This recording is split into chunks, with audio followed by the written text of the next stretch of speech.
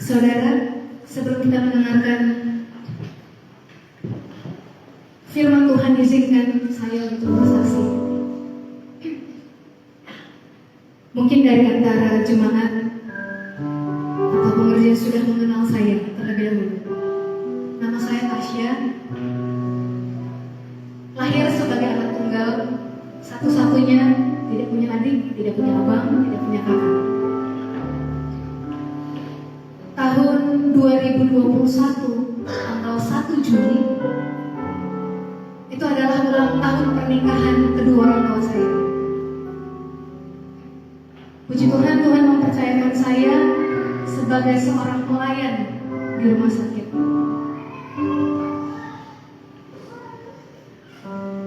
Biasanya tiap-tiap tahun kami selalu mempunyai kebiasaan bahwasannya kami harus mempunyai saat teduh ataupun kebersamaan saat ulang tahun. Natal, tahun baru itu wajib kami bertiga harus isi rumah dengan orang kerja di rumah untuk beribadah kepada Tuhan, ucapan syukur.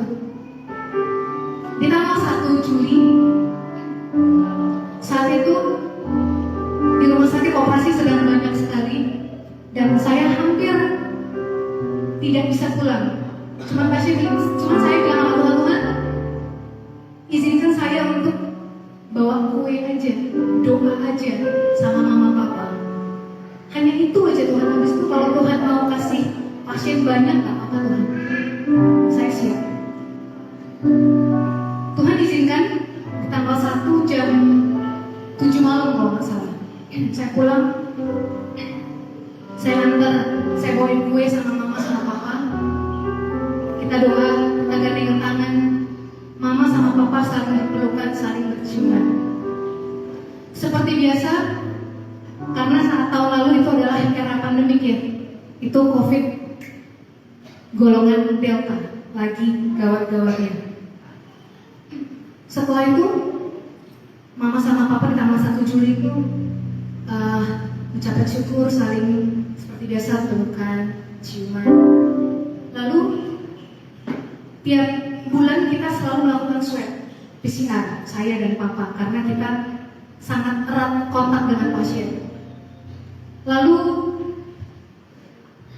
saat itu memang karena mungkin kegiatan banyak, papa check up tertunda. Dan di tanggal 2-nya, tepatnya keesokan harinya, papa dinyatakan COVID positif dari swab PCR. Saya langsung telepon ke semua rumah sakit, saya izin, saya benar-benar cuti, saya mengurus ayah saya. Karena buat saya lebih penting mengurus orang tua. Berkat bisa datang kapan aja. Saya urus ayah saya 24 jam di satu rumah sakit yang besar ada di Medan. Karena saat itu semua rumah sakit lagi full, jadi rumah sakit itu yang memang tujuan kami. Dan memang karena kita kenal sama direkturnya, saya minta tolong untuk saya bisa ada di dalam kamar rawat inap isolasi COVID. Saya dampingin papa. Hari pertama saya pakai respirator, pakai hazmat. Saya jaga papa, saya suapin papa. Hari pertama. Hari ketiga, saya ngerasa saya anak. Masa iya? Karena di sini mohon maaf, ada yang pernah kena COVID pasti tahu ya, rasa kena COVID itu ada rasa sensitif. Kalau yang pernah kena pasti tahu. Jadi kalau saya pakai hazmat semua dan papa merasa, pasti walaupun saya anak, pasti beliau pasti akan merasa agak sedikit kayak dijauhin. Karena COVID ya, kita sama tahu itu adalah penyakit yang dihindari ya. Kemudian hari ketiga saya lepas respirator. Respirator itu alat yang seperti oksigen. Biasanya kami pakai di ruang ICU ataupun di kamar operasi. Kemudian hari keempat, hari kelima saya udah lepas hazmat. Hari ketujuh saya cuma pakai 2 masker. Saya jaga beliau, saya dampingi beliau, dan ya saudara tahulah seberapa besar lah rawat inap isolasi. Kalau VIP itu pun seberapa besar ya. Dan di situ papa, di situ saya, di sini saya makan, di situ papa kamar mandi, saya di situ juga kamar mandi. Jadi gak akan mungkin saya tidak terkena. Setuju? Dari tanggal 9 Juli sampai ke tanggal 20 Juli saya merawat beliau 5 kali swab PCR. Puji Tuhan, PCR kelimanya saya negatif. Semua orang bertanya, Tasya, kamu suntik apa sih? Kamu makan obat apa sih? Bang, dok, satu kekuatan saya punya lutut untuk bertelut, saya punya mata untuk nangis, saya punya tangan untuk memuji Tuhan. Singkat cerita, oleh karena COVID, papa pulang dengan hasil negatif, udah lepas dari COVID. Tepat tanggal 8 Agustus 2021, papa dinyatakan harus HD, hemodialisa atau cuci darah. Saya kembali izin lagi cuti dari kerjaan. Saya dampingi ayah saya. Saya pegang tangannya saat HD atau cuci darah selama 4 jam, 5 jam. Saya di samping beliau. Dan puji Tuhan, seiring berjalannya waktu, tahun lalu, kenapa saya mau bersaksi hari ini? Karena saya mau mengatakan, kalau nggak karena Tuhan, saya nggak mungkin bisa berdiri sampai hari ini. Ada beberapa orang yang tahu gimana perjuangan saya dalam merawat ayah saya. Tidur nggak tidur, makan nafsu dengan enggak. Keluar dari rumah sakit saya turun sekitar 8 kilo. Saya seorang medis, saudara. Pergumulan buat saya untuk melawan iman dan ilmu. Secara logika saya tahu ending daripada sakit ayah saya apa. Tapi saya katakan apa, saudara? Tuhan, sekalipun semua mengatakan tidak mungkin, dan aku sendiri pun mengatakan gak mungkin, tapi aku tahu di atas segalanya Tuhan pasti katakan mungkin. Dan itu pasti didoakan oleh semua orang yang pengen mujizat. Setuju ya? Saudara kasih, saat di rumah sakit itu saya baca Alkitab, saya saat teduh. Saya bilang, Tuhan, daya tahan tubuhku lagi lemah. Kalau seandainya pun aku harus kena COVID, gak masalah Tuhan. Tapi tolong jangan izinkan mamaku kena COVID, Tuhan. Aku gak mampu, Tuhan. Aku anak tunggal. Tuhan, izinkan mamaku lepas dari COVID agar dia menjadi penyokong dan pendoa buat keluarga kami. Dan Tuhan izinkan. Padahal tanggal 1-nya papa sama mama sudah pelukan dan ciuman. Logikanya masa inkubasi daripada COVID itu sudah ada, saudara. Singkat cerita, kita berdoa, kita berpuasa, kita memuji Tuhan, praise and worship gak berhenti 24 jam di rumah, saudara. Dalam keadaan saya dan tantuku lemah, saya tetap berpuasa. Mama saya tetap telepon saya, kamu jangan puasa ya, Mak. Enggak, Mak. Ini keinginanku. Aku gak layak minta apapun sama Tuhan, Mak. Aku manusia yang paling berdosa. Di bawah kaki Tuhan pun aku gak mampu, Mak. Saat saya di rumah sakit tersebut, Tuhan bilang sama saya, apa yang kamu punya, Nak? Aku punya lutut, Tuhan. Aku punya mata untuk membaca firman. Aku punya telinga untuk mendengarkan apa yang kau katakan. Aku punya tangan untuk memuji Engkau, Tuhan. Aku gak punya yang lain. Aku cuma punya mama dan papa. Aku punya Engkau yang Tuhan.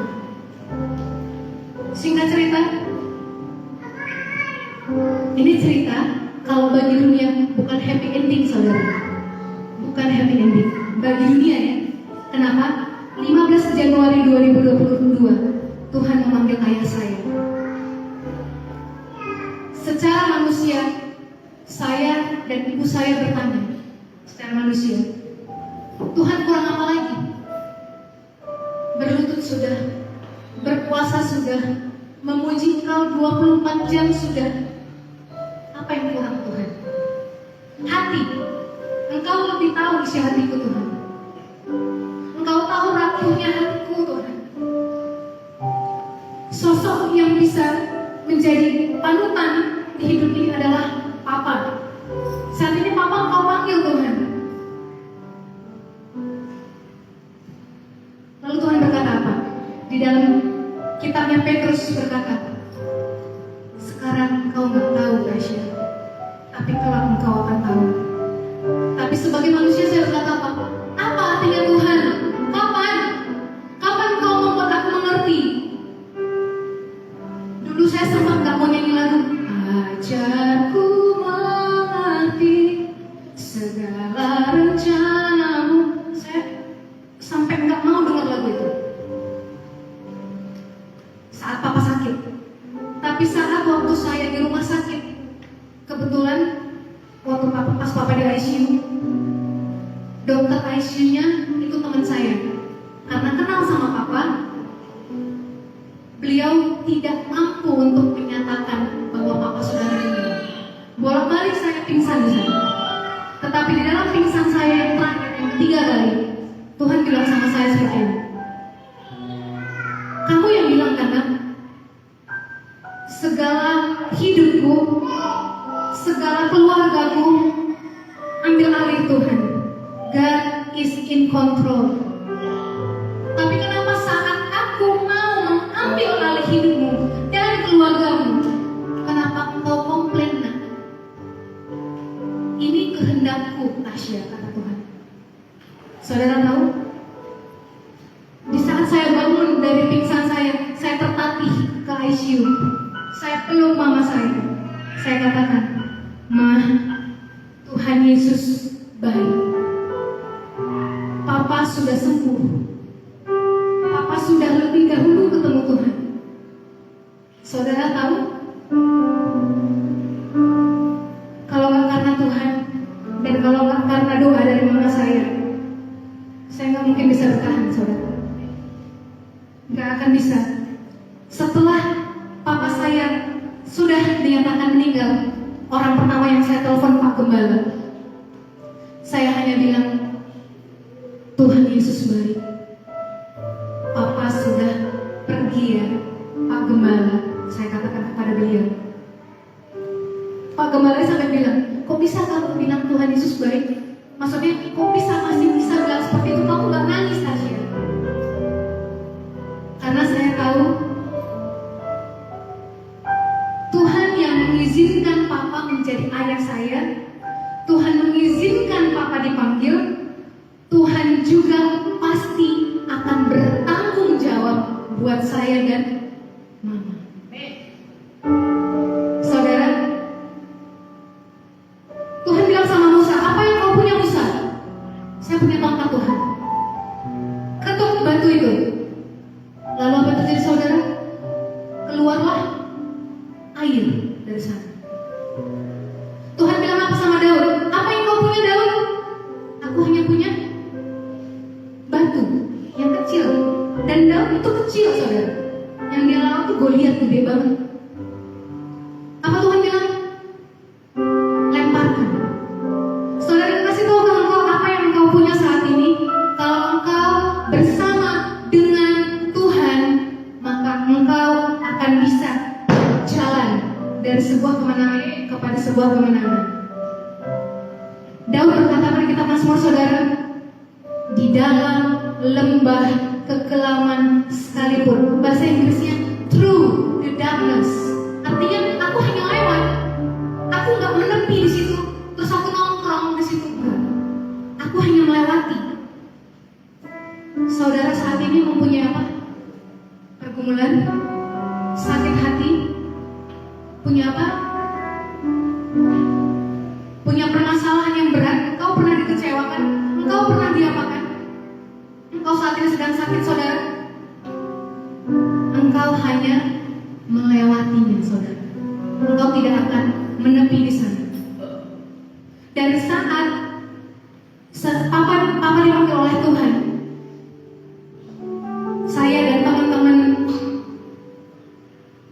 satu wadah kami buat namanya Sabah, artinya anak-anak muda yang mau memuji Tuhan.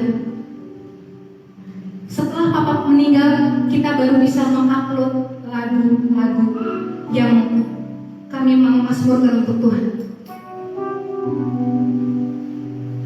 Salah satu lagunya itu adalah lagu yang itu lagu coveran, saudara, yang pernah dibawa oleh Bang Freddy Sihombing. Saya sudah izin langsung ke beliau untuk mengaransemen ulang lagu ini, dan kita menguploadnya. Puji Tuhan. Tuhan boleh memberkati lagu ini. Saudara kasih yang tahu lagu ini, boleh sama-sama menyanyikannya ya.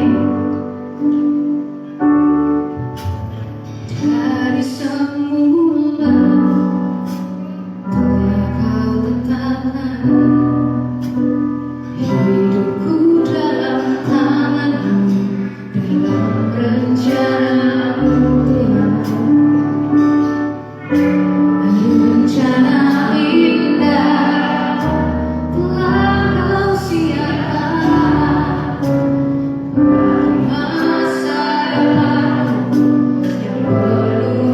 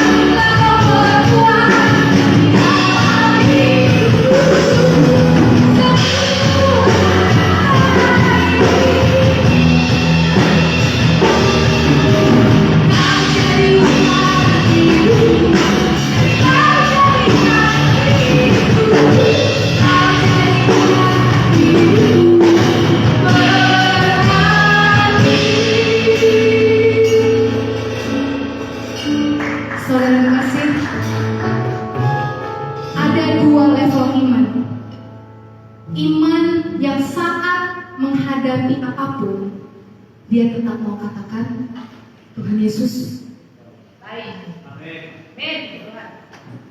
Saudara, titik terpuruk dalam hidup saya adalah saat papa saya meninggal. Jujur saudara, dari papa meninggal, dari titik nol saya sampai saat ini, yang hanya mensupport saya hanya Tuhan dan mama saya. Jadi secara manusiawi, kalau sekarang ada teman-teman yang telepon, siapa kabar? Tahu saya bilang apa? Secara dunia ya, lu ngapain datang sekarang? Lu di mana saat gue lagi terpuruk? Saat aku terpuruk, kamu di mana? Sekarang saya sudah ada berdiri tegar, bisa melihat kepada satu sosok yang selalu menguatkan saya. Kamu baru datang dalam kehidupan saya. Saya mau bilang saudara, jangan pernah berharap kepada manusia. Siapa yang tidak pernah dikecewakan di sini? Semua pernah. Saudara sekalipun, keluarga sekalipun, itu pasti pernah mengecewakan, bahkan sering. Tuhan pengen kita hanya mau berpanggilan kepada satu sosok saudara, yaitu Dia. Gak akan pernah Dia mengecewakan. Dia adalah Tuhan yang Maha Tahu. Artinya Dia akan tahu apa isi hatimu masing-masing. Kedalaman hatimu kau bisa membohongi keluargamu, tapi Dia tidak. Dia adalah Allah yang Maha Hadir. Saat engkau berlutut, engkau mengunci dirimu, Dia ada, Dia hadir. Dia adalah Allah yang Maha Kuasa. Dia berkuasa untuk membalikkan segala keadaan. Tetapi kalau engkau mau mengasihi Dia, kenapa? Roma 8:28 berkata apa? Semua segala sesuatu itu baik akan diberikan kepada kita kalau kita mengasihi Dia. Apa tanda kita mengasihi Dia, saudara? Kalau kita mau melakukan firman-Nya. Menjadi pelaku itu gak mudah, saudara. Kita punya kuasa diberikan Tuhan untuk dapat mengalahkan iblis, mengalahkan intimidasi iblis. Tapi Tuhan memberikan pilihan kepada kita. Kau mau dengar suaraku atau dengar suara iblis, atau dengar suara hatimu? Pergumulan paling besar dalam hidup kita apa, saudara? Melawan diri sendiri. Setuju? Siapa yang mau di sini berkata Tuhan itu baik, saudara? Siapa yang mau berkata Tuhan itu baik, saudara? Kita boleh bangkit berdiri, kita boleh